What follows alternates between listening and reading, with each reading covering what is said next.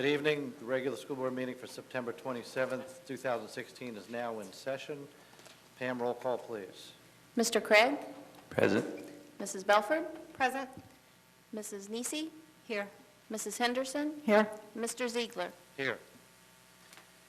This evening, Michelle Irwin, Assistant Superintendent of Government and Community Relations, will lead the Pledge of Allegiance. Please rise. I pledge allegiance to the flag of the United States of America and to the republic for which it stands, one nation, under God, indivisible, with liberty and justice for all. Before we move further, I would like to offer my fellow board members the opportunity to recognize any staff, students, or community members. Any board members have anything they'd like to shout out? Mrs. Henderson. I want to thank Jeff Arnott for inviting me, or all of us, I guess, to the Boys and Girls Club event last week, and it's always just amazing what that club is doing for students in our community, and they raised a ton of money. So they're going to be able to offer programs to even more students now. So that's great. So thank you, Jeff. Also, I want to thank everybody involved with the employee picnic. It was a great success. A lot of people showed up. We dodged a bullet on the weather. We had awesome food and games to play, and some great dancing by us. Please get rid of the videos immediately. I just want to thank our business partners. I don't know all of them, but Sunny's provided the barbecue, and it was awesome. And also, it's just one other thing. I had the opportunity to join our staff for one of the small groups for Leading and Learning, and learned a lot more about the process. So, thank you. Thank you. Any other board members? Mrs. Belford? I want to kind of piggyback on what Ms. Henderson said about the picnic and all of the folks that worked so hard to pull that together. One of the things that I think was just so neat about that picnic, I've been the board representative to sit in, I guess, on the superintendent's advisory committee meetings for the past year or so, and that was an idea that was completely spawned by the morale committee, which is made up of individuals from throughout our organization, from schools, from different departments here, from transportation, for you name it, everyone is represented in that group. And the fact that they were able to not only come up with the idea, but do all of the work to put it together. And I know that there were staff members that were not necessarily part of the committee that helped enormously. Kevin Thornton and his staff were out there hauling coolers and drinks and all kinds of stuff, and so there were a lot of people that pitched in to help and make it happen, most certainly. But I think the really cool thing is that that was an idea that was developed by our team members and brought it to fruition. So thank you so much to all of the committee members that worked to put that together, and thank you also to the staff that helped assist, along with, of course, our business partners that helped to make it possible. Thank you. Anyone else? Then I'll piggyback on that too. It was amazing, the comments from the employees about the opportunity to meet other employees throughout the district that they would never have had the opportunity to meet. As far as dodging the bullet on the weather, Mrs. Henderson, the bike ride did not dodge the bullet. We got, it seemed like the rain was just following us, and we were in and out of it, and I was almost afraid to come to the picnic because I thought I might bring the rain, but once I got there, it was clear skies, well, pretty clear skies from there. And just a reminder, the video was not a public meeting, so the videos are not public records. Like, they can all be destroyed.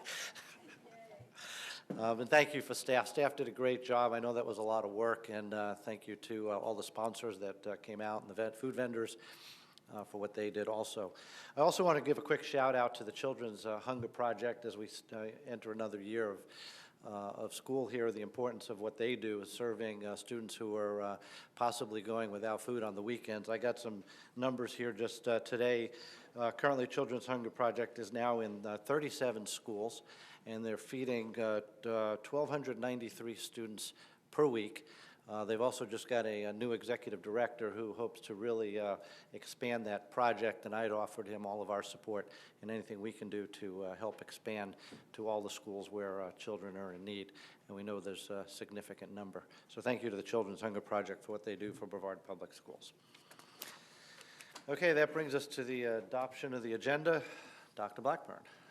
Mr. Ziegler and members of the board, on tonight's agenda, we have 2 recognition items, 3 resolutions, 17 consent items, 3 action items, and 1 information item. You also have the yellow supplemental agenda, which are changes made to the agenda since being released to the public. There was a revision to item F15 on instructional staff recommendations, a revision to item G30 on department school initiated agreements. Also, there is 1 addition to the information agenda, item H31, on the Melbourne High crew field trip to Augusta, Georgia, November 11 through the 13th, 2016. What are the wishes of the board? Move to approve. Second. Moved by Mrs. Nisi, second by Mrs. Henderson. Any discussion? Not hearing any, please vote.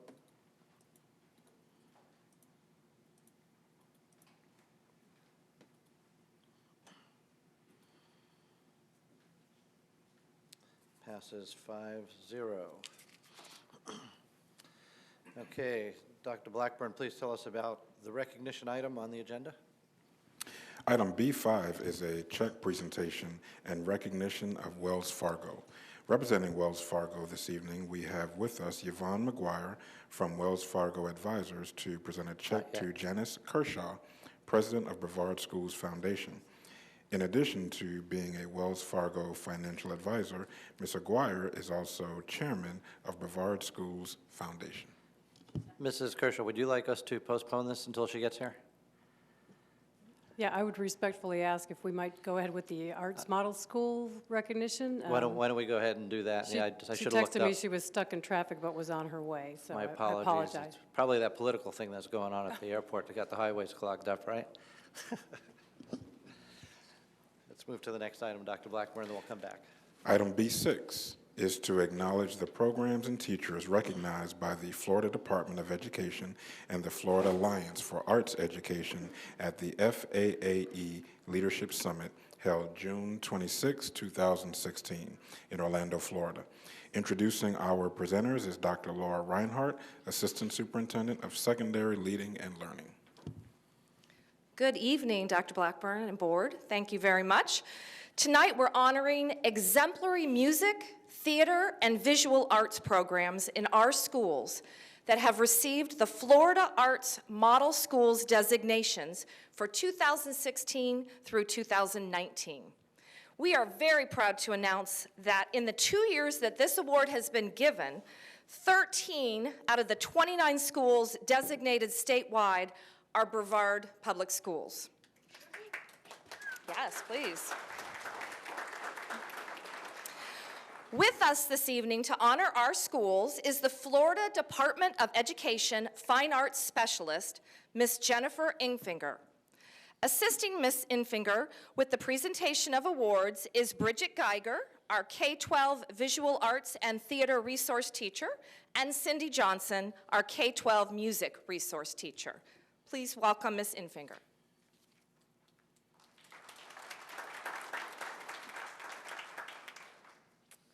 Thank you, Dr. Reinhardt. Dr. Blackburn, Mr. Ziegler, members of the school board, award recipients, and audience members, it is a great honor to stand before you tonight to recognize the Florida Arts Model Schools. The Florida Department of Education supports a complete and comprehensive education that includes dance, music, theater, and visual arts for all students of Florida. To help achieve this goal, the Florida Department of Education, in partnership with the Florida Alliance for Arts Education, seeks to identify strong arts education programs in schools throughout Florida.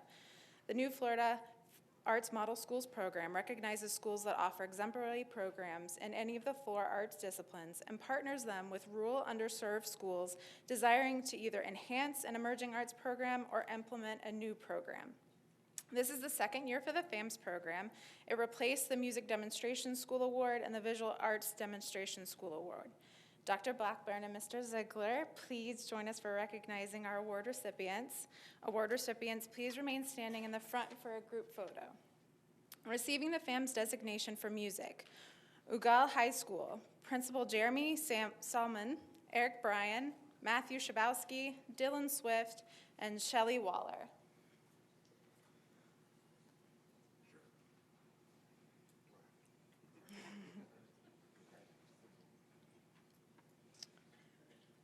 Edgewood Junior and Senior High School, Principal Jackie Ingrata, Joseph Franco, and Jessica Russell.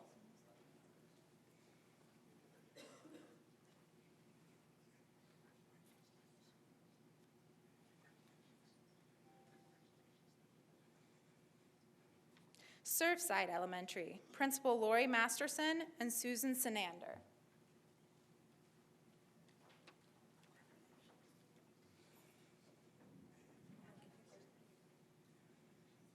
Receiving the FAMS designation for visual arts, Manatee Elementary, Principal Carl Brown, art teacher Ashley Herbecker.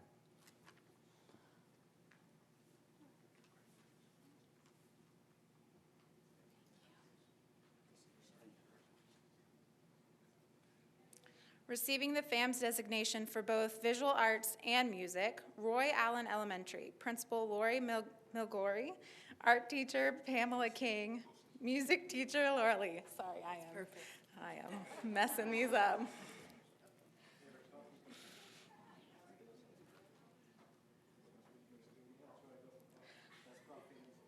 R.L. Stevenson School for the Arts Elementary, Principal Michael Carnot, art teacher Christy Bear, music teacher Bill Yo.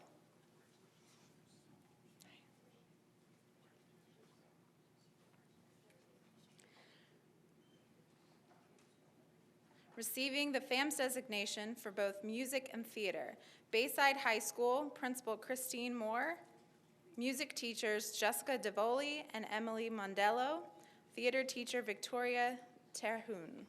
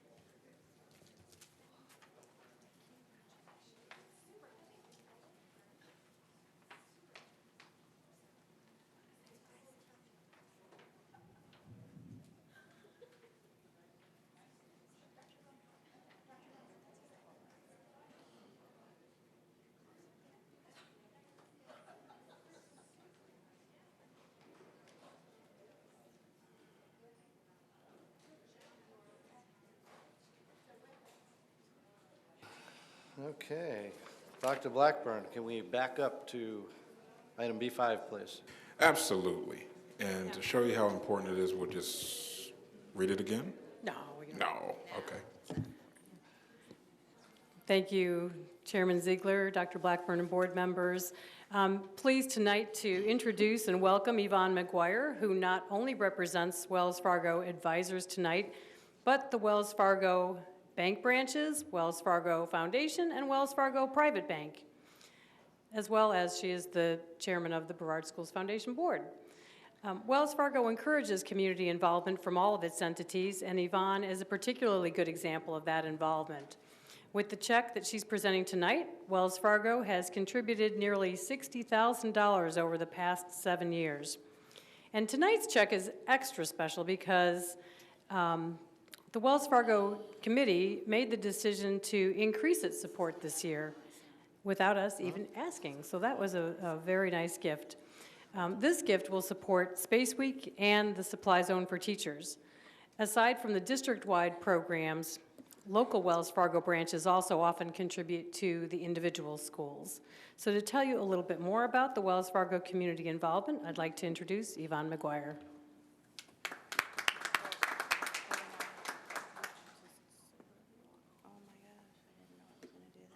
Well, thank you very much. I wasn't actually prepared to say anything tonight. We do this often, and we just want to show our appreciation and our involvement in the community. And tonight, we just wanted to give a check and show that we're ongoing appreciation for the community. Thank you. Thank you. Thank you, Yvonne. Dr. Blackburn and Mr. Ziegler, would you join us for a photo? And on behalf of Brevard Schools Foundation, I extend our appreciation to Wells Fargo by helping us improve the quality of education here in Brevard and all around the state. And I'd like to present this certificate of appreciation to you, Yvonne, as just a small token of our thanks for your support. Thank you. Thank you.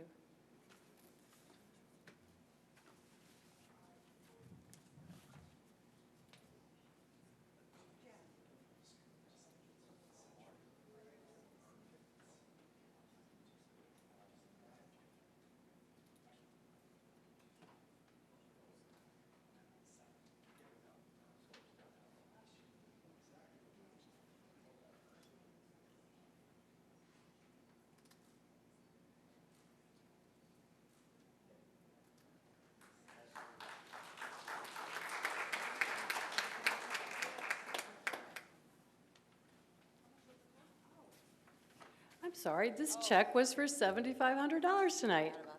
So, thank you. Was that important?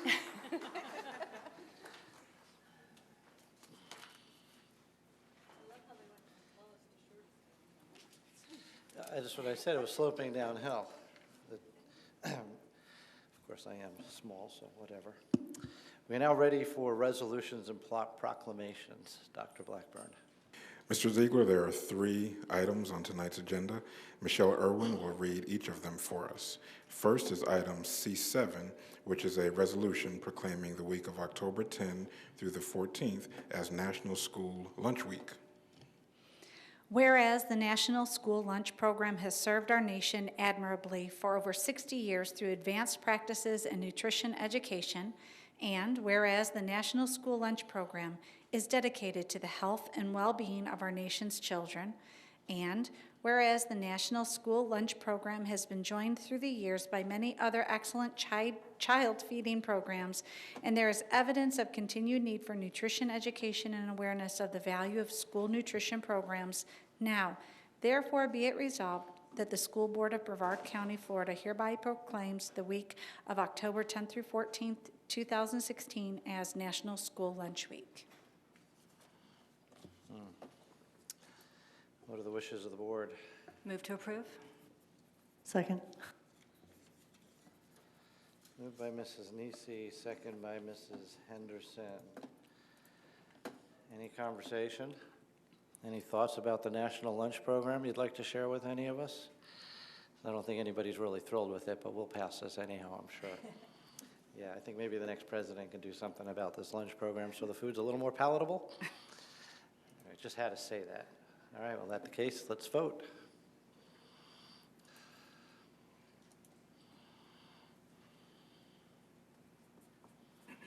Passes 5-0. Next is item C8, which is a resolution proclaiming October 17th through the 21st as National School Bus Safety Week. Whereas every year the nation's 480,000 public school buses travel more than 5.8 billion miles to transport over 26 million children, more than half of America's school children, to and from school and school-related activities. And whereas Brevard School District's excellent safety record in transporting over 25,000 students each day on 354 school buses has been achieved and must be maintained.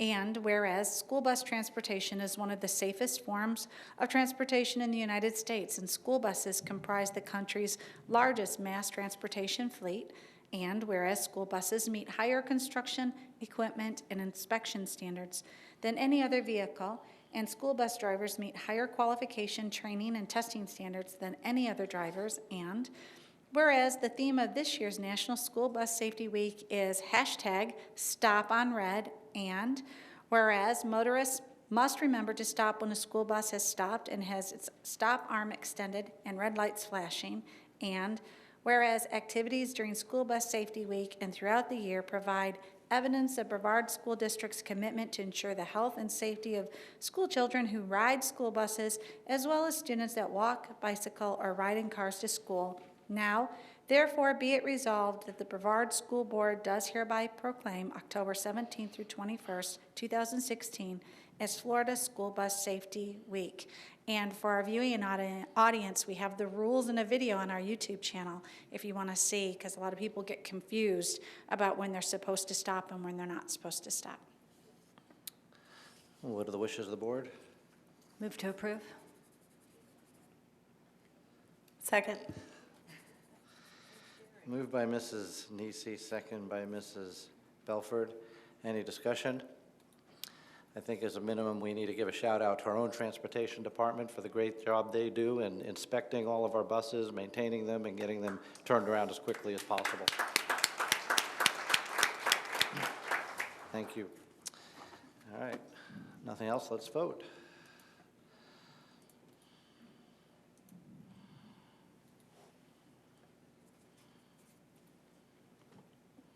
Passes 5-0. Okay. Next item, Dr. Blackburn. Item C9 is a proclamation declaring October as Manufacturing Month. Whereas the state of Florida recognizes the month of October as Manufacturing Month as an effective way to expand knowledge about the value manufacturing brings to Florida's economy and to showcase the high-skilled, high-paid manufacturing jobs needed by the industry. And whereas Manufacturing Day is a national grassroots movement occurring on the first Friday of October annually, and whereas the Manufacturers Association of Florida Space Coast and the Career Source Brevard Advancing in Manufacturing Sector Strategy Program seek to educate manufacturers, raise awareness about manufacturing careers, enable platforms for certified skill development, and enhance manufacturing job placement. And whereas manufacturing is the economic driver of strong communities, with over 500 manufacturers in Brevard County, Florida, it is only natural to raise awareness for this fundamental industry. And whereas during Manufacturing Day and Manufacturing Month, U.S. manufacturers open their doors to showcase modern manufacturing and foster interest in manufacturing careers. And whereas profound economic and technological changes in our society are rapidly reflected in the structure and nature of work in the manufacturing industry, thereby placing new and additional responsibilities on our educational system. And whereas the Manufacturers Association of Florida Space Coast and Career Source Brevard Advancing in Manufacturing Sector Strategy is encouraging Brevard County, Florida manufacturers, organizations, and schools to participate in Manufacturing Day month. Now, therefore, we, the School Board of Brevard County, do hereby proclaim October 1 through 31, 2016 as Manufacturing Month in Brevard. Okay, what are the wishes of the board? Move to approve. Second. Moved by Mrs. Nisi, second by Mrs. Belford. Any discussion? Mr. Craig, thank you. Sorry.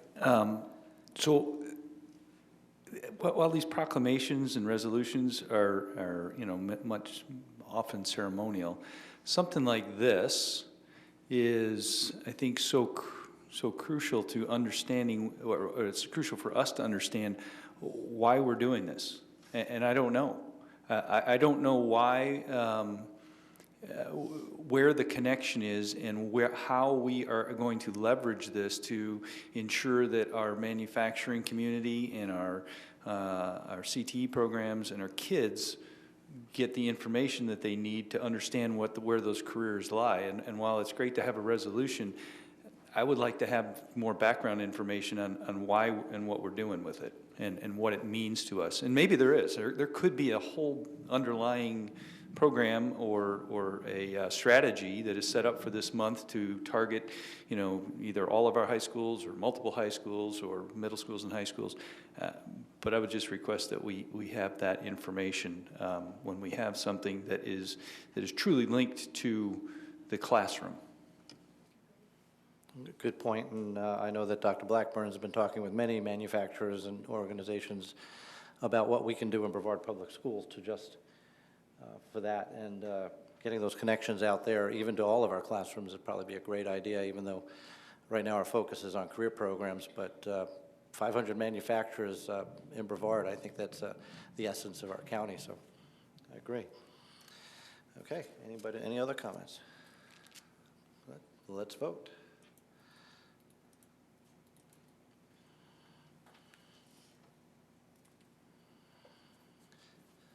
5-0, passes. Okay, we are now at public comments. The maximum allotted time for each speaker is 3 minutes. Clarification of information presented and answers to questions specific to district business and educational matters will be posted on the school board's website under a section called For the Record. Please be reminded that profane, abusive, or slanderous speech is not permitted. I request that you speak into the microphone and state your name. And tonight we have 5 speakers, starting with Vanessa Skipper, Anthony Colucci, and then Dan Bennett. Can we have Louis bring the podium up front, please?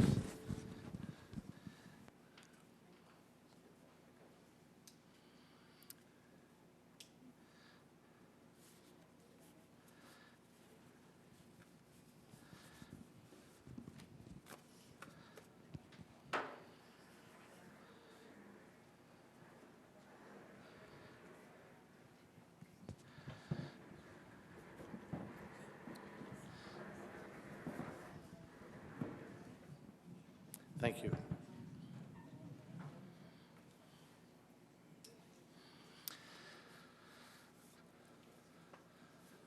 The center podium, please. Oh. Right over here. That is our speaker. Well, you can. The other one's our presentation podium. I know it's confusing. That's fine. Go ahead. Okay, good evening. I'm going to start out with a quote that's common. Walk a mile in my shoes, see what I see, hear what I hear, feel what I feel, then maybe you'll understand why I do what I do. Till then, don't judge me. I'm here to talk about our teacher evaluation system.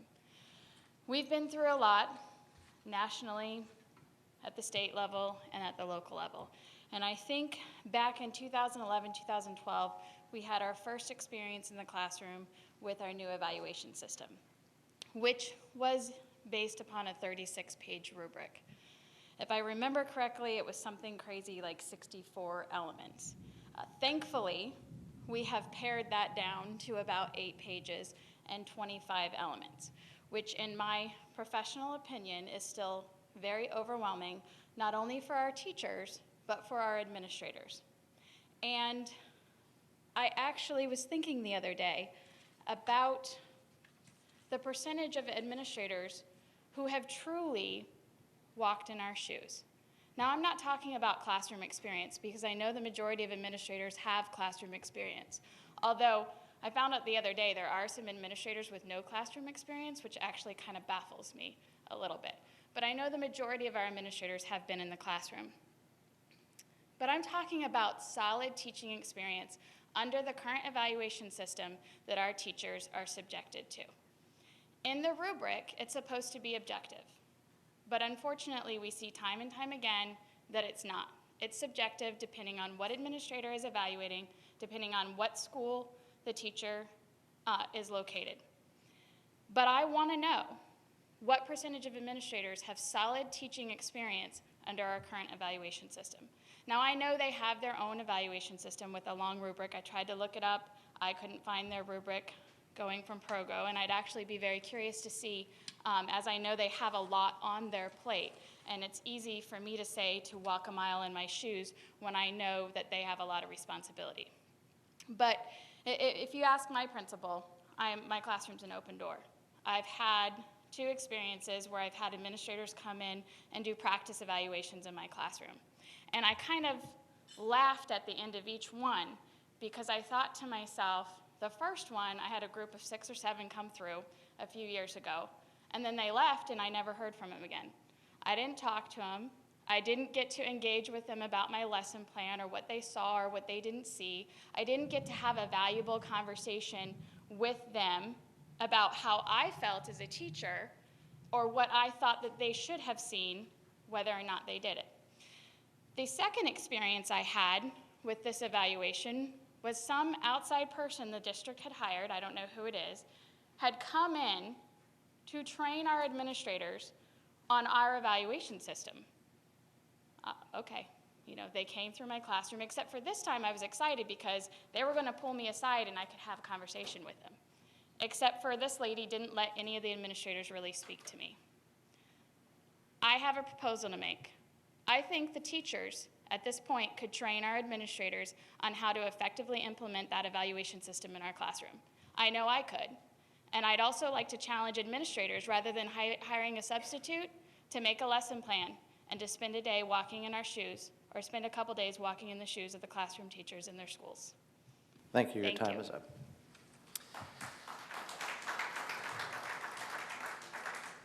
Mr. Colucci.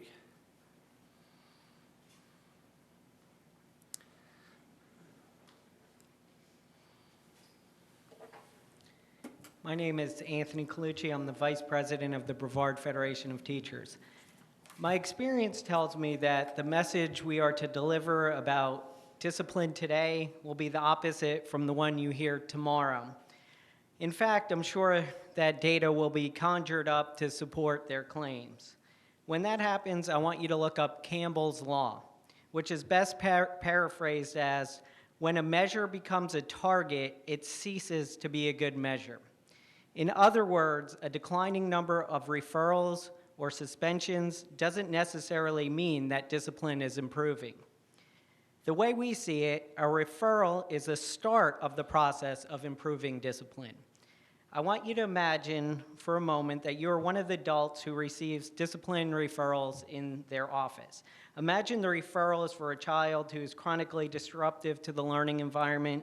Imagine it's for a child prone to violence or a child who just did something really outrageous. Whatever the case may be, you are in charge of looking over the fence and deciding how to proceed. What can you do? What tools do you have? Now, remember, your job is not to administer justice for the satisfaction of the teacher or the rest of the class. Your job is getting that student on course while making sure students and the teachers are in a safe learning environment. Now what? A detention, a few minutes before school, after school, no lunch with friends? Does that do any good? Internal suspension? When the child returns, have we reformed the child to the point that the learning environment will be just fine when they get back? External suspension? Is that a reward or a consequence for the child? Will you return the referral to the teacher and tell the teacher to call the parent? Does that make sense? If the teacher thought that was going to work, why would they have written the referral?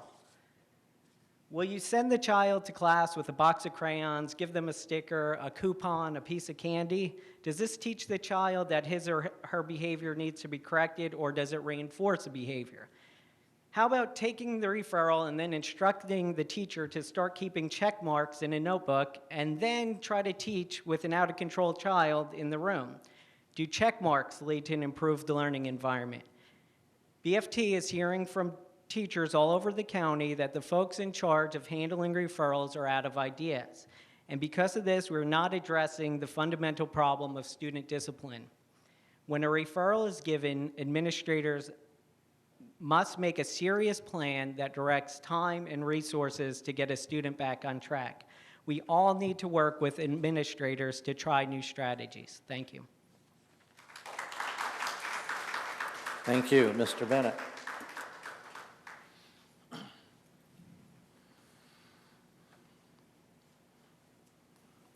And go ahead, you can complain about the podium. It's a long walk. Here I am, I made it. Good evening. Good evening, members of the board. Good evening, Dr. Blackburn. You just heard from two vice presidents of BFT. And let's face it, they're new on the job, they're energetic, and it would be very easy for you all to dismiss what you just heard. Vanessa spoke about the evaluation system. Anthony spoke about student discipline. Well, here's the old-timer BFT. You can't dismiss what I said because I'm telling you, I've seen these issues get worse in my 9 years in office. All right? They're out there young and energetic, hearing from teachers for the first time county-wide, and they're getting their eyes open. But I've been hearing this for years, and unfortunately, I could tell you these problems are getting worse. But I'm here to give you a solution and an action plan that I want you to follow. First, listen to what Anthony spoke about discipline. A referral means I'm sending the child to the office because at this moment I don't have anything in my bag of tricks, and I'm asking you to handle it. And up in the office, they're out of bag of tricks. Okay, does suspension change anything? We know from 40 years ago, hitting the kid doesn't do anything. What are we going to do? There's only one thing, and I don't have the research with me, but I dare you to find research that says I'm wrong. There's only one thing, and Dr. Blackburn, you say this as well as anyone. There's only one thing that's going to actually reform that child and help that child, and that is building a relationship. And when the when the teacher sends the kid out, that means the teacher at that moment can't do it. It used to be, remember I said things are getting worse? It used to be years ago that administrators could follow up on their actions. Maybe it was a detention, maybe it was calling a parent, but they had time to walk the school, to track down those kids, to talk to those kids, to meet with those kids, and it wasn't just a box of crayons or here's some candy or a 5-minute conference or I'm just going to watch you in your classroom, walk around, destroy the room, have you put things back and then leave when it's safe. But administrators are supposed to be handling these problems. They're just not doing it. Why aren't they doing it? Because of Vanessa's speech. They don't have the time to do it. Administrators are walking around the school. They tell us, by the way. They've been telling me for years, and now Anthony's starting to hear it. He goes, administrators pull us aside, and they tell us how much work the evaluation system is, how much work they put into evaluating teachers. They're doing just fine. Administrators are wandering the schools doing these creepy visits in the classrooms. And creepy is the nice word. If I use the word on my mind, Andy, I'd have to fall over. You have to drag me out. They're doing these creepy visits in the classrooms where they start looking at the bulletin boards and they start looking through the plan books. And so administrators are collecting up the plan books and they're going back into their office because the DOE might be worried about test scores. So they're putting countless hours into just reading through plan books and they're looking for the standard. And then the creepy part is when they stand over the child and they say, what are you doing? Why are you doing it? What's the objective? Can you tell me how we're doing? What did you do yesterday? And they're grilling these children in this creepy way. It is stupidity, another word that I censored for you. The administrators should be walking around the school and not looking at the teachers. Yeah, look at the teachers. They should be monitoring those students who are the heavy hitters that are getting the referrals. The administrators, when they walk into a classroom, they should be checking up on that kid that got a referral last week, and maybe they did some little minimal punishment. They should be saying, how are things going? What's going on? Pull the teacher aside. Have a quick conference. Administrators need to put their time and their resources into talent, into solving student discipline problems by, yeah, you want to tell me to stop, by building relationships with the students. You have the time, you have the talent, you've done it before. Let's get back to that. Thank you all. Thank you, Mr. Bennett. Darcy Otto, followed by Sammy Otto, or Sammy and then Darcy, or then Dan and then Sammy, or... Huh? Is there one over there? Go ahead. By the double doors. Oh, by the double doors? Yeah. By the double doors.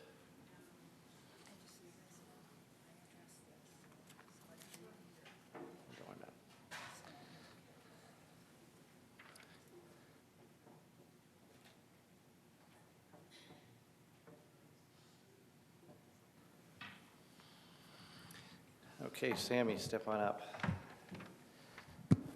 You ready? Go ahead. Good evening. My name is Sammy Otto, and I'm in 5th grade at Port Melbourne Elementary. My parents have always taught me that when you make a bad choice, you have to try to make it right. If you can't fix the consequences of your bad choice, you should at least apologize to the people you hurt.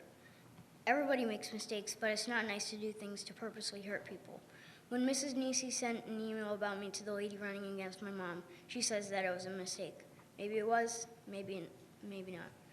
I don't know, but she can undo it, and now she can't undo it, and now a whole bunch of people think I'm a troublemaker. Here's what my parents taught me.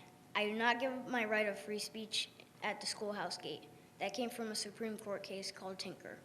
But a bunch of information went into a letter, and nobody asked me what happened. A lot of it isn't true. No matter what, though, Mrs. Nisi shouldn't be allowed to send my information to anyone without my mom and dad's permission. I think I deserve an apology. Thank you. All right, Darcy?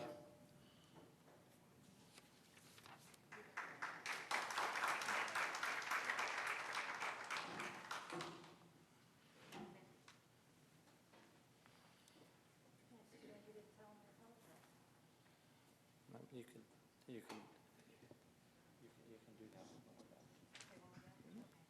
It's a big thing to do. Go ahead, Darcy. In education, we hear a lot of buzzwords, things that people say that hold very little meaning because of negligible actions behind the words. Words like accountability, for example. It seems to me that when people say accountability, they often mean that they want to hold teachers and children to high standards. But I believe in true accountability, and that means holding every member of an organization to the same high standard. So today I bring two questions to this board. How do you hold yourselves and each other accountable? And because I'm here specifically to talk about student privacy, when student confidentiality is breached, how do you hold accountable those responsible for violating privacy? The state of Florida sets expectations for public officials and has codified those expectations in statute. There's no gray area when we discuss ethics or privacy. Every child, every single child in Brevard Public Schools is guaranteed the same right to privacy. Children of those people that you like and those that you don't. Although I put myself in a public position when I'm running for office, my 8- and 9-year-old children don't. And that means that they don't relinquish their rights to privacy. So when I learned that Mrs. Nisi broke FERPA laws, state statute, and school board policy by sending a private internal communication to my political opponent, Ms. Deskovich, someone who is not at all entitled to information about my child, I knew we had a problem both with privacy and with accountability. When my husband and I sat down with you, Dr. Blackburn, to articulate our concerns about the situation, we thought that that single email was the extent of the problem. We were wrong. I've since learned that Mr. Ziegler is also haphazardly sharing this private information when he's discussing his support of my opponent. This is an abuse of public trust, and it is the very reason that this community lacks trust in our elected officials. If you'll slander a 9-year-old for personal gain, what other low will you stoop to? Ms. Nisi was granted information about my child because she is my school board representative. But anyone, so says the law, who does not have a legitimate educational interest in my child has no right to his or her information. The law says that if somebody does not need to review the private information to do their job, they don't have the right to my child's information. Ms. Deskovich does not have the right to my child's information, nor does anybody else who doesn't need it to fulfill the responsibilities of their job. When we forward that information on, it becomes a smear campaign. The legislative intent of the Florida statute says that it is essential that government attract those citizens best qualified to serve. That's the intent of the statute. Anybody who will slander a child for their own personal gain is clearly not best qualified to serve. Thank you. Any board members have any comments? Mrs. Nisi. Sammy, I appreciate you coming tonight. The only comment I'm going to make is that in many conversations with your mother, I did apologize for the inadvertent mistake, and I'm sorry she didn't share that with you and give you the whole part of the conversation, then you only got a piece of it. And to my fellow board members, there is a whole other side of this story that Mr. Beislein is aware of, and so for that in the viewing audience, this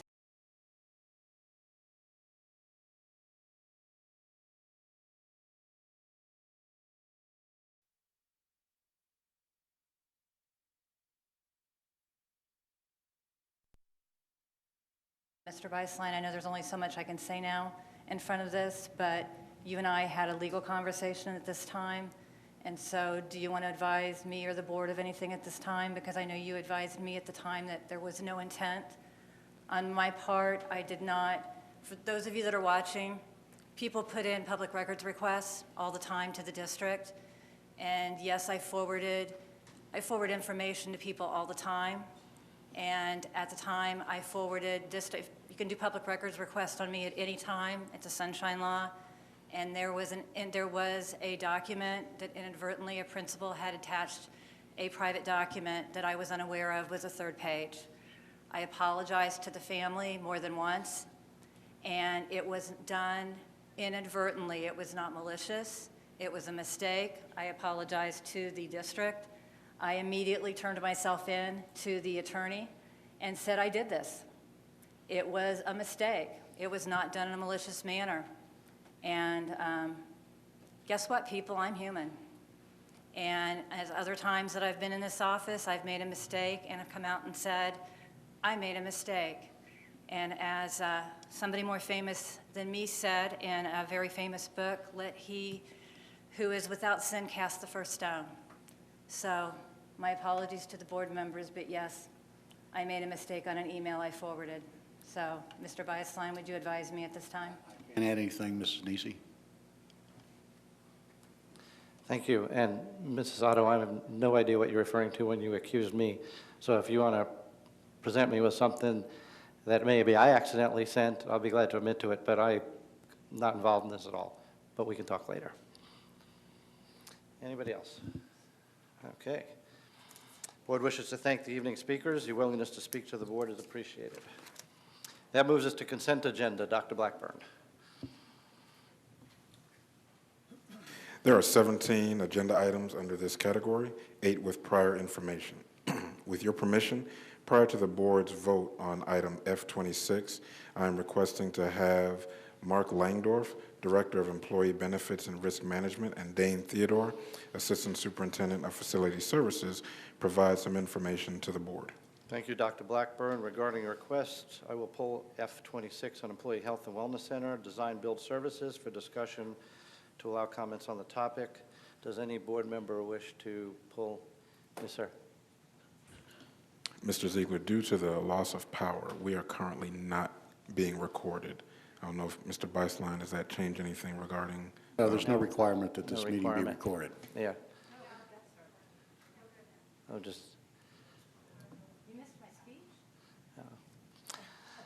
Any board member wish to pull any other items? Okay, Pam, pull F26. And in that case, I'll entertain a motion to accept consent items with the exception of F26. Move to approve. Second. Moved by Mrs. Henderson, second by Mrs. Belford. Is there any discussion on the consent items? We'll give you just a minute, Pam, to pop that up for us. There we go. Please vote.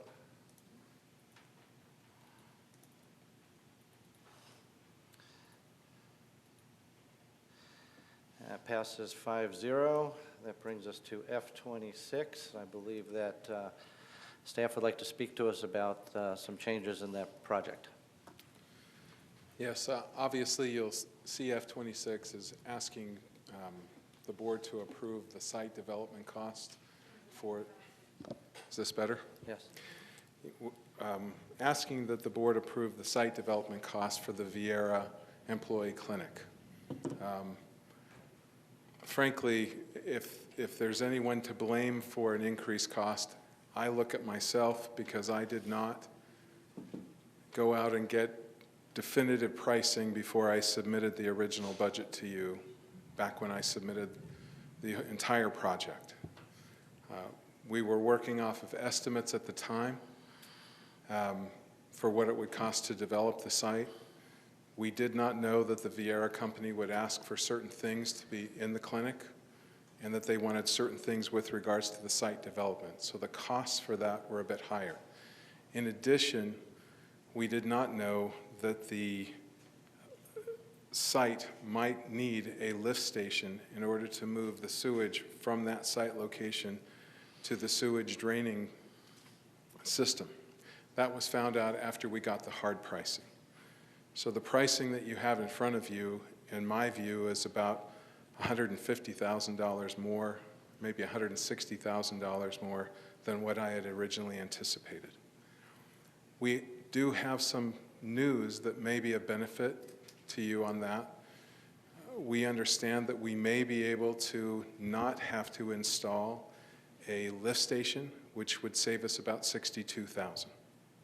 But unfortunately, the cost for the site development is about $100,000 more than I had anticipated, if you subtract that. What I intend on doing for the remaining sites is going and getting definitive pricing for both the South Area Clinic as well as the North Area Clinic, and bring that pricing back to you. And I will know then exactly what that pricing is. I will also give you an updated cost on what the entire project will be. I still anticipate, even with this cost overrun for the site development cost, that we will avoid increasing our health insurance costs over the entire period that's been projected by Willis by still almost $5.7 million. So it is a cost avoidance. It's not as much as it would have been had I had all those full. The number that we thought we would avoid would have been, I'm assuming, about $400,000 higher, but I don't know until I actually get the cost for the south area as well as the north area. But I have to apologize to you that I did not have those hard pricing when I came to the board and requested that project a few months back. I can assure you from now on that will not happen. You will have the hard costs for every clinic going forward. Any board member have any comments? Mr. Craig? So Mark, thank you very much for, and I know you met with each of the board members as soon as that happened. So my question isn't for you, it's more obviously directed to Dr. Blackburn, but is this a procedural problem? Because as I told Mark, I don't, what is the process then for someone who is trying to get a project done within their department if they can't utilize the facilities department to provide them the information that they need? I mean, I don't know what Mark's background is, but I doubt that he has any facilities expertise. So is he now responsible by process to go out and solicit his own things, his own bids, without any input from facilities? No, that was not the case, nor will it be the case. He did receive input from facilities, but a hard bid was not requested. Sort of an estimate was requested. So facilities was involved, but the request for hard bid, correct me if I'm wrong, was not made. Again, though, I guess I asked so what's the correct process? He should not be the one going in and soliciting a bid. He should say, here is my requirement. You're the facilities, you're the professionals in facilities. Give me the price. Correct, and I think what Mr. Langdorf is saying is that that did not happen, but it can certainly happen going forward, and it should happen going forward. Right, so I guess that's my question. So it was a process error because there was maybe not a process, because he did request it, he just got really bad information is all I can imagine. So somewhere in there the process is broken. How do we make sure that that never ever happens again? And if I may, because I agree, but I just want to make sure we don't lose sight of the analyzing the process. Being that this all came to us as a recommendation for the clinics, is when those projections, those estimates came to us. I guess the question would be would it be appropriate prior to the board approving such a project to go out and expend the funds on engineering costs, which then gives you the hard estimate, hard price? Is that correct, Dane, that you would need to have engineering to get that done? And then is there a cost to the engineering prior to us approving a project? In other words, Yes, Is there any sir. validity to that? Yes, sir. There's a time and cost element to providing a hard cost. There was in my understanding, an urgency to put these things online. The cost to develop a hard bid was approximately $25,000, which I funded. The time was approximate to design it and go out and get bids was approximately 3 months? 2 months, 2 to 3 months. So given the time and the funding, I would be happy to provide hard estimates to any department. Given the time frame, I gave a informal estimate based on moving a couple of hundred portables in the past. Based on experience? Yes, sir. An educated estimate?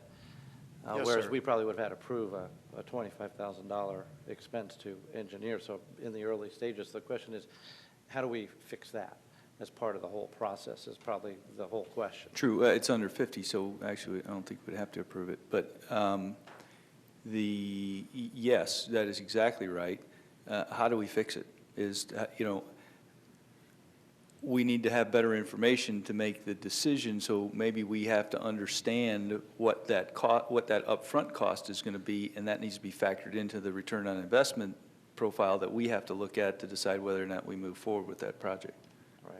So, Mr. Craig, if we stuck with people, process, policy, then yes, I would agree. There's a process gap in there, and one of two things can happen going forward. Option one is we use the necessary resources, time and money, to bring hard bid to the table as we're projecting out, or we don't use time or money and inform the board that there's an asterisk next to the projection and expect a change to happen. So we can do one of two things going forward, but it is a process issue. That's a great point, and I think that is that's probably exactly where it needs to lie, in that if we, the board, seem to be pushing for something that we're looking to get an answer on quickly, we need to have that asterisk next to us, because then it's on us. Mm-hmm. Then it's on us, and there's no one else to look at except us. Agreed. So I think that's exactly where we need to go. Because there will be times when we bring things to the board and we don't yet have the go-ahead, and so whether we have the authority or not to spend dollars, there may be pause for spending dollars. So Agree. we'll just communicate effectively. Okay. I will assure you, you will have the hard dollar costs for the others. Thank you. That is very clear in my mandate. I'll get that to you. Any other comments on F-26? Questions? Yes, ma'am. I would just like to thank Mr. Langdorf for taking ownership of the situation and Absolutely. laying a clear path moving forward. It certainly, I'm sure, is not easy to stand at the podium and say, I feel like I messed up on this one and I'm going to fix it going forward, but I do appreciate your candor in approaching it in that manner. So, thank you. Well, thank you. And for reaching out to us all and explaining what happened. Thank you. Sure. Thanks. Okay. Have a motion on F-26. Well, I guess I pulled it, but if I could have a motion. Move to approve. Second. Moved by Mrs. Nisi, second by Mrs. Belford. Any further discussion? Not hearing any. Once it pops up, there it is. Please vote.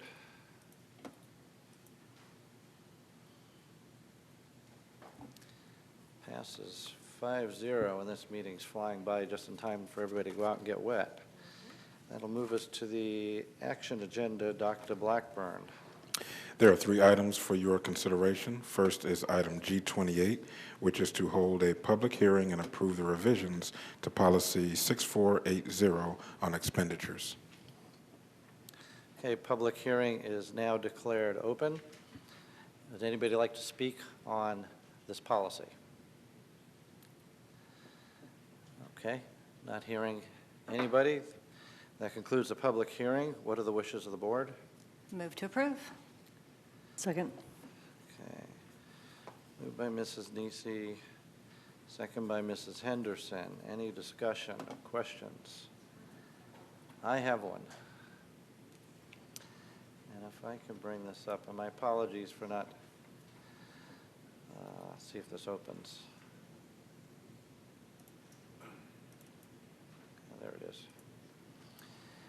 I have a question, if staff could address on payroll procedures and clarify the first item, no payment shall be made except to properly authorize and approve personnel and shall begin at the time employment is authorized. I would think payment would start at the time the employee begins working, not when it's authorized. I don't know if that's proper language or not, and you can discuss that. The next one is on item 3 of that payroll procedures, employees shall be paid on a biweekly basis. I don't think we pay on a biweekly basis. I think we pay twice a month.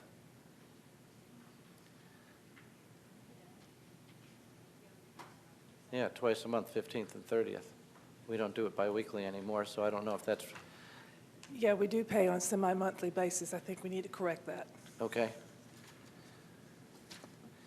And the other, would you ask your question again, Mr. Ziegler? Again, it says shall begin at the time employment is authorized. I believe that payment begins at the time of employee begins working, as opposed to when they're authorized. When we approve them for their job is when they're authorized. Yeah, it's authorized when the board approves for that employee to be working at the district, so I think that's what that was meant. If that's proper terminology, okay, it just Yeah. sounded a little odd to me, but the other one I was concerned about. Okay, Mrs. Belford. Just clarification on that, because I know oftentimes people are placed in positions prior to the board approving, prior to it coming to us Oh, that's a good point, too. on the agenda. So sometimes our agenda items are behind. So would that then mean that they cannot be paid even though they're working until that item comes forward for the board to approve? They do get paid when they begin working. I think the intention was that it would be authorized first by the board. I think the thought process was that does get authorized first. We can change that language if we need to. If you could, yeah, look at tweaking that so it, make sure it covers all our employees. Not that I think anybody would ever act on that, but let's make sure it's appropriate. Okay. I don't know. Let's talk about this for a while since we're not in a rush to get out of here. You know, you could amend the wording here. It's in the public hearing. Well, I would like staff to make sure the wording is appropriate. Then we can, then we Would put it have back to on then- next time? Would we have to have another hearing? Yeah. Okay. In that case, then,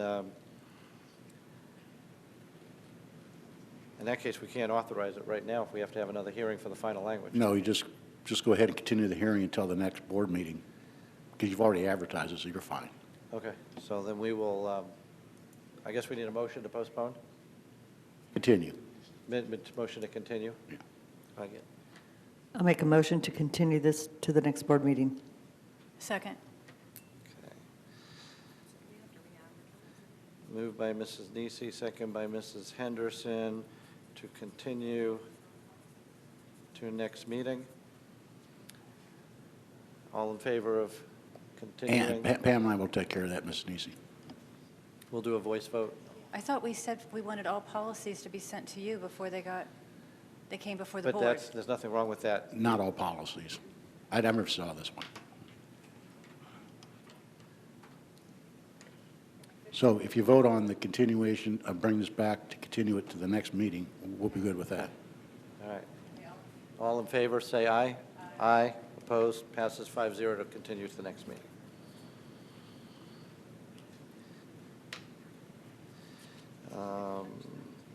You're welcome.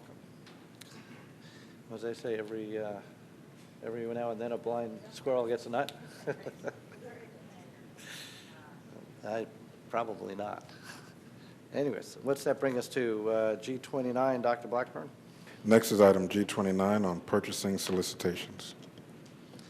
And what are the wishes of the board? Move to approve. Second. Craig. Moved by Mr. Craig, second by Mrs. Nisi. Is there any discussion?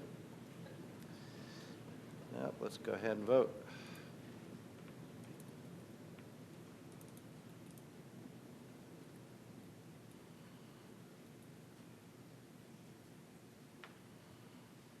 Passes 5-0. And Dr. Blackburn? And item G30 is on department and school-initiated agreements. What are the wishes of the board? Move to approve? Second. Moved by Mrs. Nisi, second by Mrs. Belford. Any discussion? Mrs. Henderson. I had sent out a request for more information on item F, which was a field trip, because the way that it looks, and my concern about it is that when the public is looking at it, it looks like we are funding this, and we're not. And I just want to make sure that, because we just added another field trip today, and it's not done this way. We need to somehow have comment in here, Dr. Blackburn, that these funds are not, from the district. Because down at the bottom, it has where the money is coming from. It happens to be an internal string. But people aren't going to know that, and it's going to look like we are actually funding and paying for this field trip. And I guess I really don't understand. This field trip's not going to occur until April or March. And the way this is done, it looks like they've already collected 100% of the money for it, which most people are still out doing their fundraising if you look at all the other field trips that we're doing. So this one is like completely different, and I didn't understand why. But I think that we need to have clarity when we bring these things forward. So it's so far in advance, is there a requirement for reservations of the facility, all of, why, and then where's the funding coming from? That's reasonable. Okay. All right, anybody else? Let's please vote.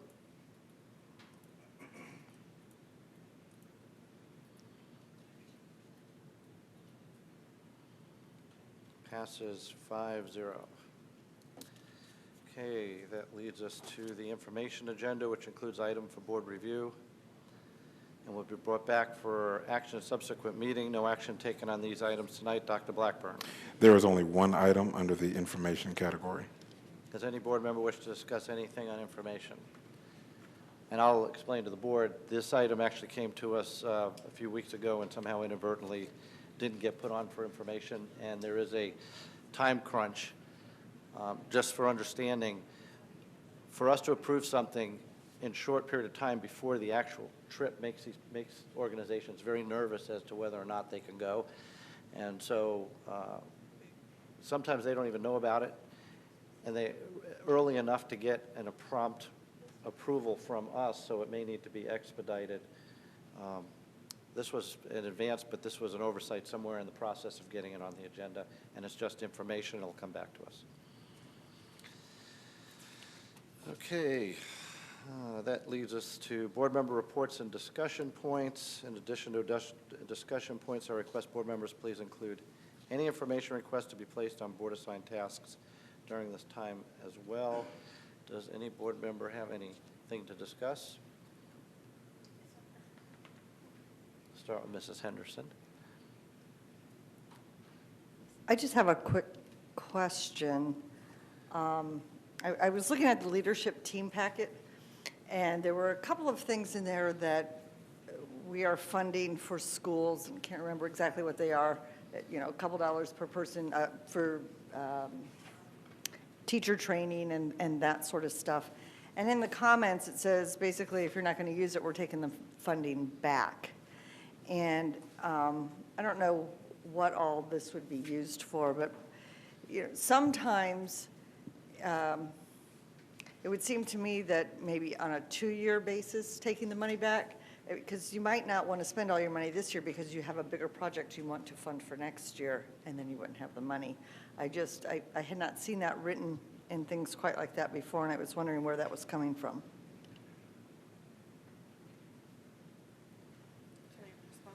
Yeah, Mrs. Belford. I actually had kind of the same thought, and there was a statement in there that said, if you have a longer-term project, let us know and we can work with it. But I would be interested to know on that particular item, one, how much of that money previously has come back to the district? And two, what did the district do with those funds that were intended to serve at the school level? Just to, as part of the conversation that we've had about the importance of getting resources to the schools, I would be interested to know if we are in fact pulling those resources back to the district, and if so, for what good cause? We'll take that as an action item and give the information back to the board. There was one more thing. On the superintendent board update, there was information from each of the cabinet members, and one of them was from finance. And my concern is that the due date on it wasn't supposed to be until June of next year. Well, we start our budget in March, usually, so that we know. And one of the things that I am really interested in at least talking about or considering is moving the school-age child care money back to the schools where it belongs and out of the operating budget for us to survive. And if it's not going to be all of it, at least portions of it. If the due date for any changes to how we're doing business is not due until June, seems a little late in the process. And that I would think that the due date needed to be moved back a little bit. Just my comment. There was a reason we changed that model. I forget what it was. We probably ought to. The money? Yeah, there was a problem I believe we were trying to rectify. So we want to make sure that. The problem was that the district didn't have any money, and that's where they found the money. And we were using, yes, no, that is I it. thought we And were because when I having- complained about it, Mrs. Nisi put me on that committee. Yeah, part of the solution, that's right, that's right. But I was complaining because we were robbing Peter to pay Paul, and if the money needed, was from the schools, it needs to stay at the schools. And the point is that if each school got to keep their school-age child care money, then they wouldn't have to be doing fundraisers for the playgrounds that they need to replace. So this is money that needs to, and at least, if have an not issue all with of it, that. we need to make a plan to go forward. But if the due date on that item is not until June, it won't occur until the following year, and I think I would at least like to have some discussion on it. I thought there was also an issue with, while I agree that schools should be able to keep revenues, that there were some schools that were running in deficit, and that we were having to make that up. That's another story, that's another part of it. Okay. But that So I was do not, they were doing that anyway.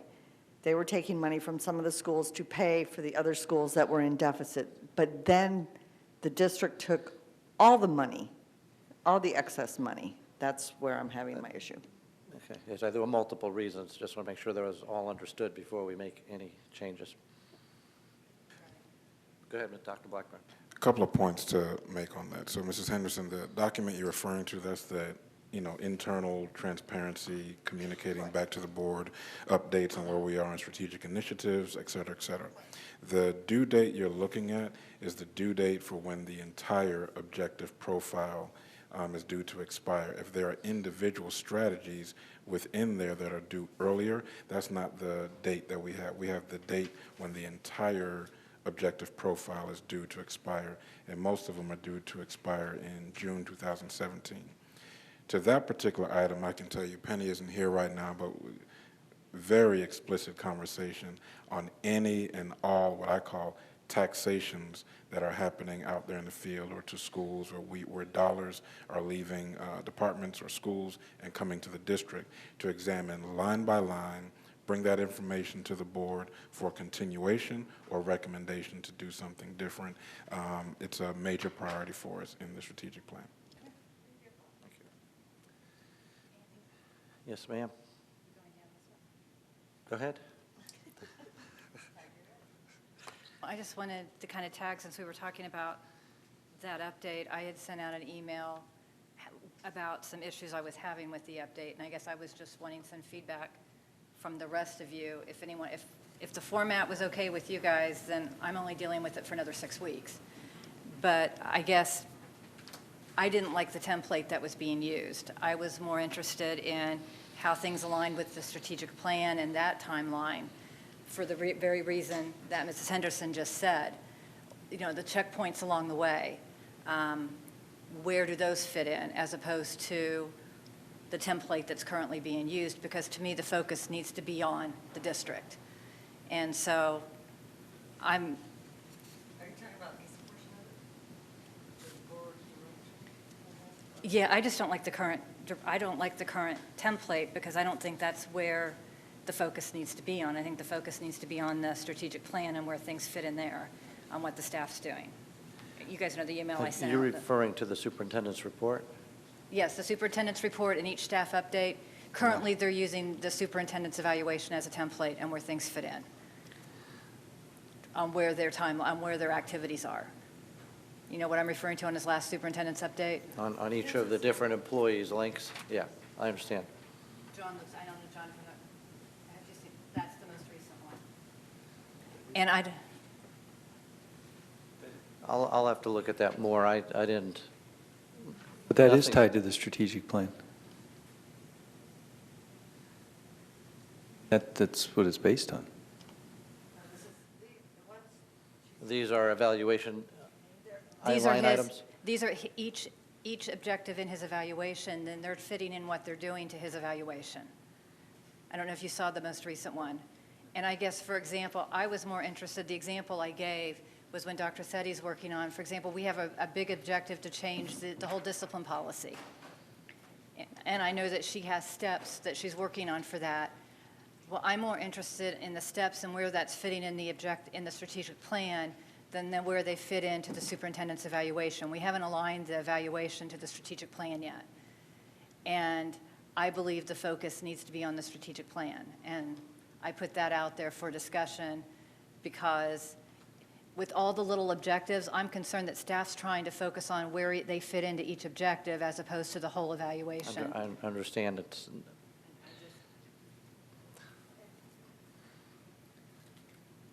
I did not look at all of, I mean, I looked at these from the objective point, where they fit in with the board direction for the evaluation. There was a couple, there's one that I just don't understand how it fits in, and it happens to be in technology, because I don't really feel that the technology person is responsible for encourages and facilitates the use of technology to improve teaching and learning. I think that Buto is in charge of making sure that we have the stuff that is in place for us to encourage teaching and learning of technology. But I think that's your responsibility, not his. I mean, I don't think that Mr. Buto is the person who should be responsible for improving teaching and learning of technology. He needs to make sure that that organization has things in place. He needs to be, you know, in with the team that, you know, if Leading and Learning needs some product for teachers or whatever for a particular school, he needs to be involved in it from the sense of how it fits into the school. Does it fit into our structure? Does it work on our platforms? That sort of stuff. But as far as encouraging teaching and learning, I'm not sure I agree with that. Mrs. Belford. I would have to respectfully disagree on that one. And like I say, respectfully disagree, because I'm not looking for an argument on it.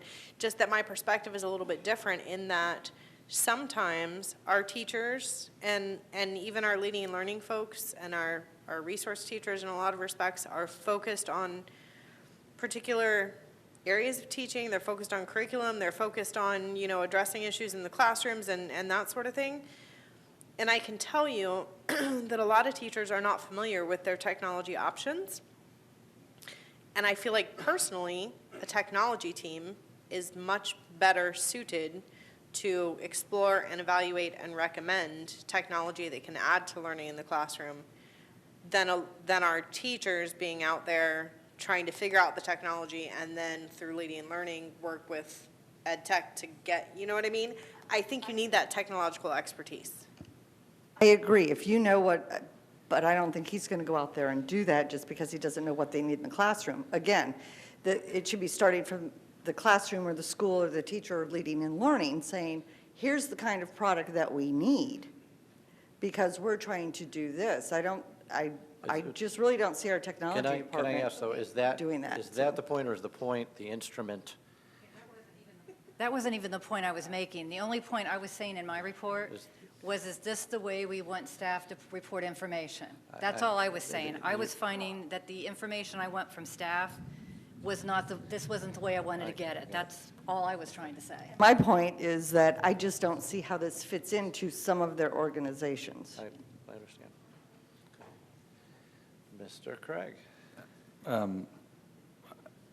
So now I do understand what you're saying, so I apologize. But I would also, at least in this case, would respectfully I think this is exactly what I'd like to see, because the strategic plan things are on the top, and then the individual items, some of which are specifically tied to those strategic plans, inputs, that are critical. Some of them are more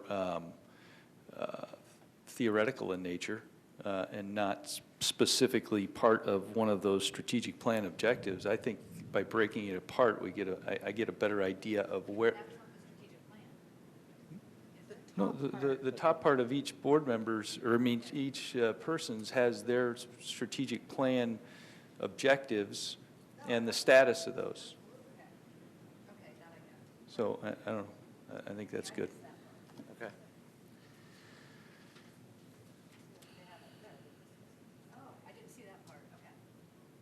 Okay. Mrs. Belford, you had a discussion point? I do have a discussion point, but also just to speak to the format of this. I like the format. The only thing that I would ask potentially be added to the format is where we have due dates for the end of the objective.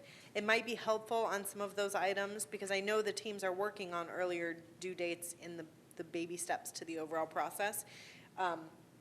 Speaking to what Ms. Henderson mentioned, it might be helpful to have some of those midterm due dates included in the comments there, so that we realize that we're not waiting until June to address this information, that there are actually things taking place in between. I know that because I've met with my teams for my objective profile, and so I've seen the work that's going on, and so I can then look back and know, well, there are things in between. But that isn't necessarily second nature to look at it and know those baby steps. So I think that would be helpful to just see progress. See, I didn't print. I'm looking at a small screen, and I don't print. Now that I see the printed copy, I can see more. So now I see the bigger picture. Thank you. See, it takes a village. It does. So my discussion points, I have 2 discussion points, and then I will hush up for the evening. First, Pam sent you all a letter yesterday via email. Last board meeting, or maybe the board meeting prior to that, I had brought up the discussion of a joint letter from the board to Pam Stewart regarding ESSA. And so Pam reached out to me and said, hey, clearly there was direction that we needed to do a letter, but there was really no discussion as to who was going to do it or how we were going to move forward. So she was gracious enough to take the time to sit down and draft this letter and send it to me to get my feedback on it, make any recommendations. I thought that she did a phenomenal job on the letter, incorporating both the message of FADS and of FSBA. So I actually did not recommend changes for her because I thought that she did such a great job in addressing the issue. So I asked her to go ahead and wrap it up and bring it forward tonight for, with the chair's approval, for us to discuss approving and sending this off on behalf of the board as a whole. I have had 0 time since yesterday to read this, so I cannot tell you whether I agree or disagree right now. I read it and I thought it was wonderful. It said everything that we needed to know, and I thought that the way you did incorporate FADS and FSBA, I thought it was done very well. I read it and I thought it was outstanding. A++. Thank you, Pam, for putting that together. Dr. Blackburn and I had a few little discussion because I think it's great. There were some things that I have questions on, and we can continue to have those questions going forward because I know everybody hasn't read it. The only big picture thing I have is, what is the purpose of this letter? Is it to gain the attention of the Department of Education in a fashion to say, here's Brevard, we support it?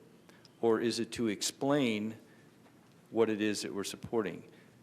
Because there's 5 of us up here, and a couple of us haven't, a couple of people have read it, a couple of people may have read it and then gone back and read it. It's 6 pages long. So is the impact of the letter lessened by the length of the letter? I just throw that out for discussion because while it says everything we want it to, are we repeating things that are already known? I just want to make sure that we understand why we're sending a letter. Are we sending the letter to make a statement, or are we truly asking for something? And I think we need to have that discussion because then it matters what type of letter you send. You either send a 1-page that says, highlights everything with the bottom line up front, and here's what I mean, or you send a more, not really a letter, but you send in a letter with attachments that outlines everything so that somebody can reference it, because I guarantee you that the commissioner's not going to get to page 6. I agree. I agree. The question is, does the document achieve the goal? And I'm not clear. I mean, it may be a well-written, perfectly explained, and I'll read it. But that's a good point. Something to discuss, because I want to make sure it's perfect. I mean, it outlines everything. But I want to make sure we are using the correct strategy to get the message that we are trying to send across. So, Mr. Chair, would you like to review and make recommended changes? I would like to review and bring it back to bring it at our 13th meeting? When's our next meeting? 25th? The 11th. There's one at the beginning of October, yeah. So I was close. Yeah, let's put this as a discussion point to wrap up at our next meeting. And then my second discussion point for the evening, as I mentioned to you all at the last board meeting, in North Brevard, we have kicked off our 40 Days of Generosity campaign. The kickoff was 2 Sundays ago. The message this year, last year there was a big focus on fundraising for 2 major projects. And the focus this year is not on fundraising for major projects, but instead the request was that all individuals, organizations, and by organizations we mean churches, community organizations, corporations, all reach out and support a school. And so they're in the process of gathering need lists from the school, wish lists from the school, and asking everyone to reach out and support one of the schools in the North Brevard area, which I was very excited about. So we also have these pay it forward cards that everyone is using, and the basic message there is you do something like you're in the drive-thru at Starbucks and you buy the coffee for the person behind you and ask the person to pass this card along. And so it's supposed to spur additional acts of generosity throughout the community and just reaching out to others, whether it be something monetary or just giving somebody a word of encouragement or, taking flowers to the neighbor, whatever it may be. So I have packets of these for you all, just in case you happen to be in the North Brevard area and would like to participate in the 40 Days of Generosity. And certainly if you know of any companies that are in North Brevard or individuals in North Brevard, please encourage them to log on to lovingnorthbrevard.org and take a look and see how they can support our schools. So I will pass them down.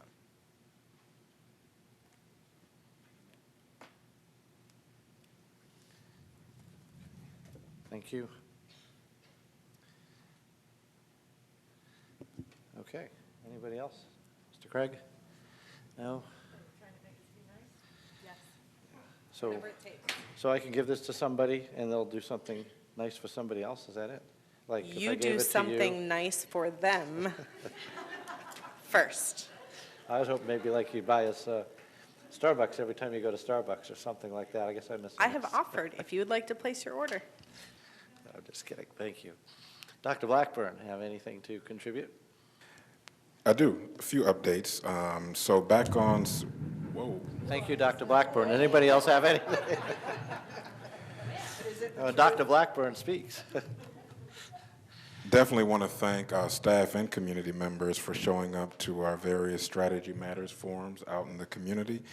September 14th, we were at Astronaut High School, and then on the 15th, we were at Merritt Island High School.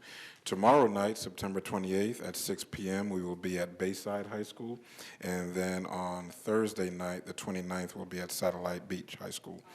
All community forums start at 6 p.m., so please come out and hear about the strategic plan, updates to that strategic plan, and any and all of the questions that you may have. I will be there, staff will be there to answer.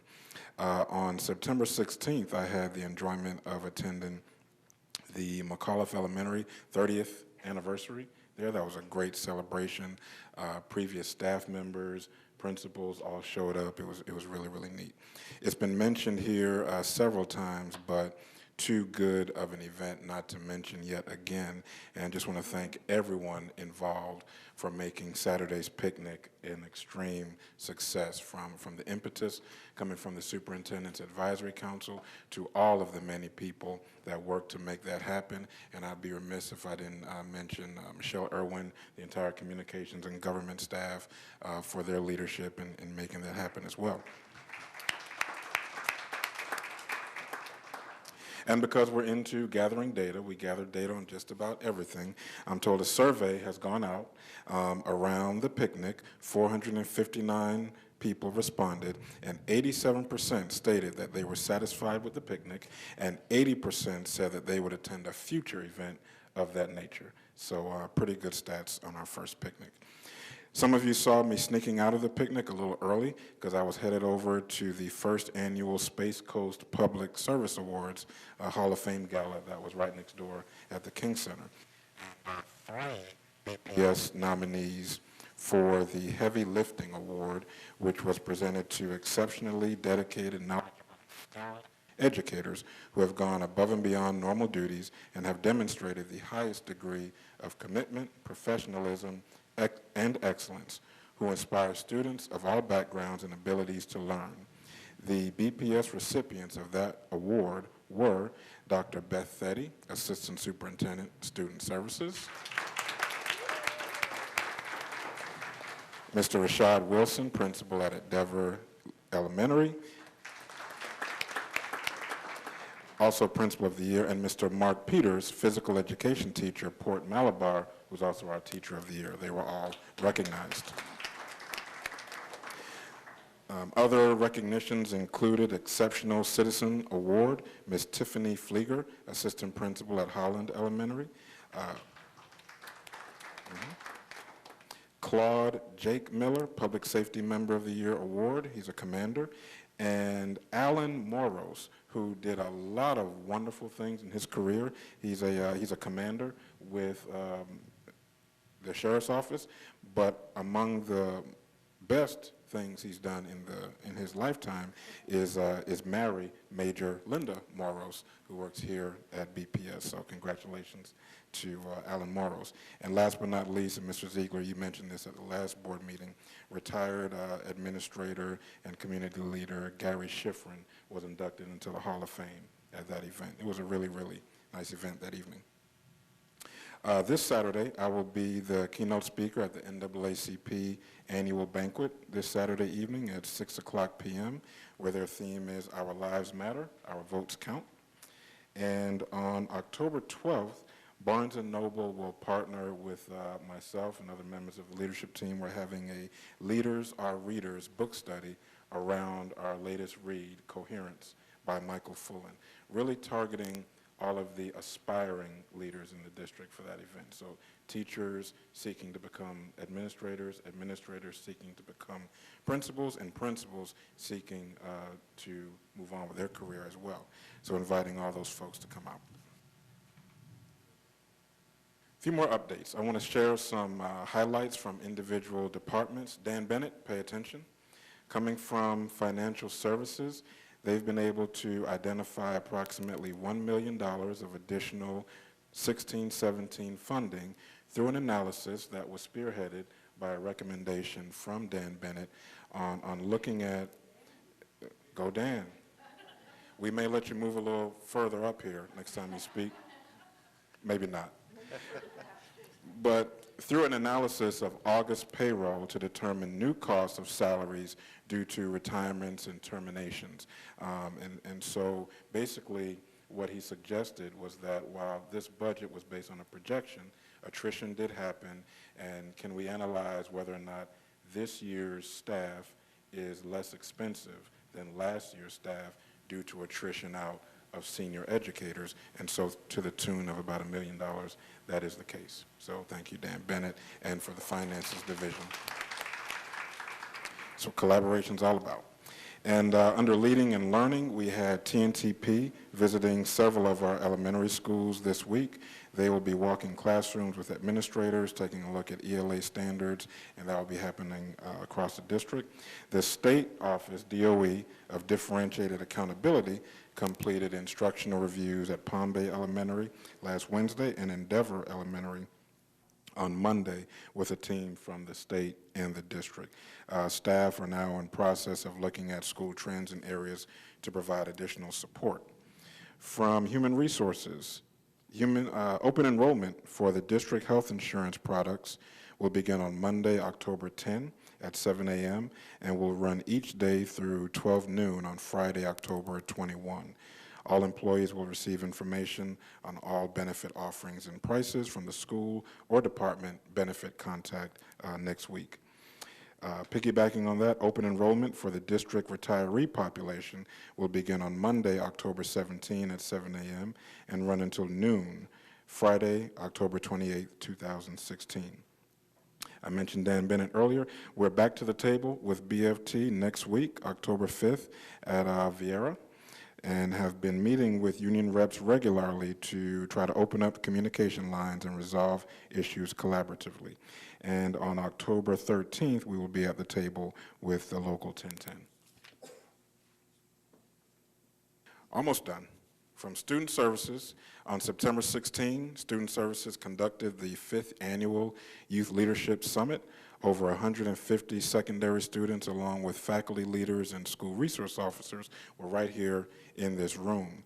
The students collaborated with one another to develop anti-bullying action plans to take back to their schools, and I had a chance to interact with them for about an hour. They asked phenomenal questions. Those kids are amazing. On September 19th, a mini training was held by Student Services at Satellite High School for administrators in charge of discipline. 30 administrators attended and were provided in-depth training on suspension, expulsion processes, social media, civil citations, and attendance. Last but not least, 3 BPS employees were invited to present sessions at the Department of Education Educational Strategies and Student Engagement Institute that took place in Orlando on September 19th through the 21st. Andrew, I can't pronounce your last name, Horvaris, Certified Behavior Analysis in the Division of Student Services, presented on positive reinforcement. Melissa Braun, Coordinator of Pre-K in the Division of Student Services, presented on facilitating a growth mindset during IEP meetings. And Javon Bloom, Title I Resource Teacher in the Division of Leading and Learning, presented on partnering with parents for success. So I want to definitely give a shout out to all of the really, really hard working departments and schools for all their efforts. October is right around the corner, Breast Cancer Awareness Month. Real men wear pink, and the realest men who wear pink are raising at least $2,500 for the American Cancer Society here in Brevard. So go to my Facebook, Twitter, or LinkedIn, donate, donate, donate. Last but not least, spent time last week with FADS all of these superintendents.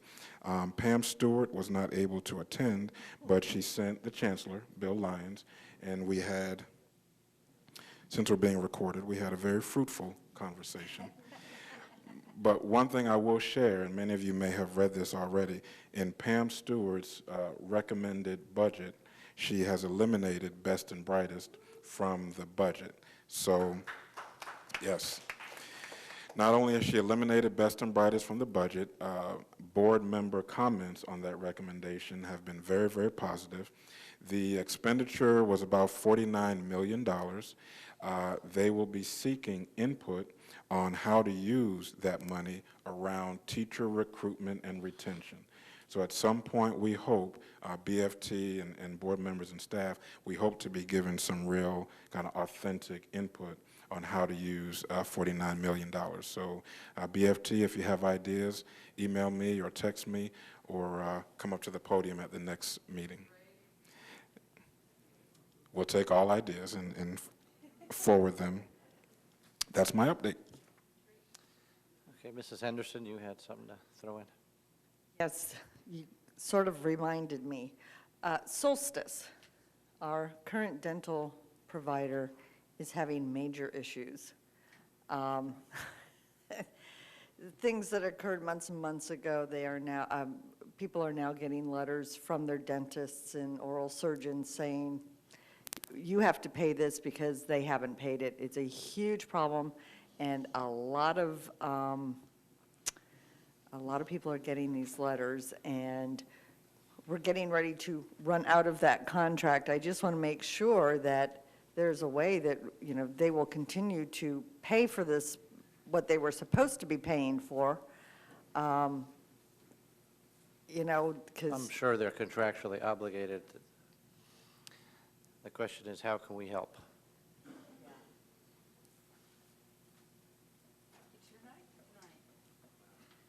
Sorry to bring it up, and I didn't call you earlier, but Listen, it's a problem. I need the steps, so this is great. Go back to your seat. No. Okay. Here's the deal. We are absolutely trying to address all of those issues. So anyone who's listening to my voice and gets a letter like that, please contact the benefits office immediately. We're looking into it and resolving those issues. It's not just those letters. We've had some people who haven't had some bills taken care of, and we are working, and actually today I saw a couple issues that have already been resolved. So they will take care of everything they're obligated to do. If they don't, we will pursue every means possible to make sure they recover for our employees, because they have a contractual obligation to do so, and we hold them accountable for that. Thank you. I appreciate that. Just when you get one of those letters, it's pretty darn scary, especially if it's a, you know, oral surgeon or something. Absolutely. And if you receive that, please contact us, and we'll do everything we can to resolve it.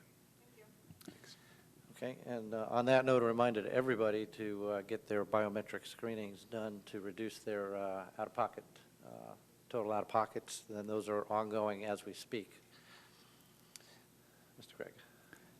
Dr. Blackburn, thank you for the FADS report. And just so we refresh our memory, when this first Best and Brightest thing came up a couple of years ago, we signed a letter and sent it to the governor, and with some very specific